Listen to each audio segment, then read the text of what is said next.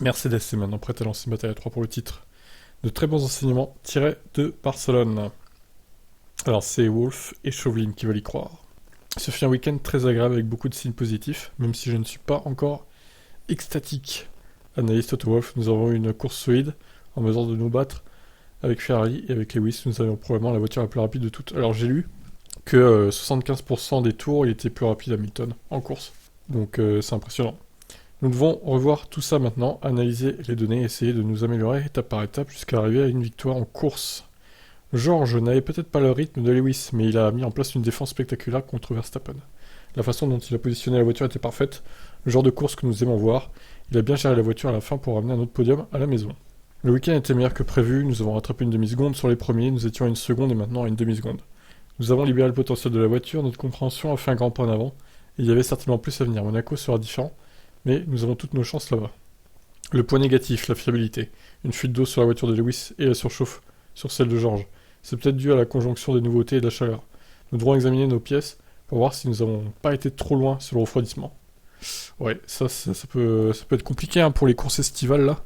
Même Monaco, je pense qu'il va faire beau. Je vais regarder la météo, tiens, après l'article, même si on n'est que lundi.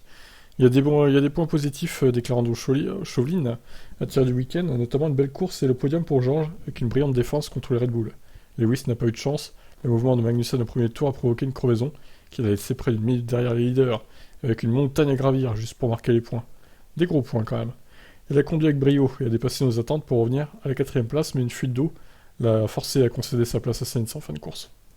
La chose la plus encourageante, c'est l'amélioration du rythme que nous avons constaté ce week-end. Beaucoup de travail acharné a été consacré à la compréhension des problèmes et à l'apport de nouvelles pièces sur cette course. Nous pouvons maintenant suivre une voie pour nous sortir de là et revenir dans une position où nous pourrons nous battre pour la pole et gagner. Nous avons des pistes inhabituelles à venir, à commencer par Monaco, où nous devons nous concentrer davantage sur les performances à basse vitesse. Mais nous avons des pièces en préparation qui, aspirons-le, pourraient aider à cet égard. Après quelques mois difficiles à bracler Brixworth, c'était formidable de se sentir comme si nous étions à nouveau dans la course. Ouais, bon, pas tout à fait quand même, hein. Il manque un poil de rythme en course. On a vu que le pauvre Russell, il faisait ce qu'il pouvait pour le défendre. Mais bon, il a été aidé surtout par sa grosse VMAX et par le fait que Verstappen n'avait plus de DRS les 2 tiers du temps. Mais Perez n'en a fait qu'une bouchée par exemple. Nous sommes déterminés à faire partie de la bataille pour les championnats et à Barcelone. Barcelone nous a donné la conviction que nous pouvons le faire. Ah, il va faire chaud et beau encore à Monaco. Ah, peut-être dimanche, pardon. Dimanche 20, et peut-être un peu de pluie. Incroyable. Bon, vendredi et samedi, par contre, c'est caniculaire encore. Après, vous me direz, la météo a le temps de changer.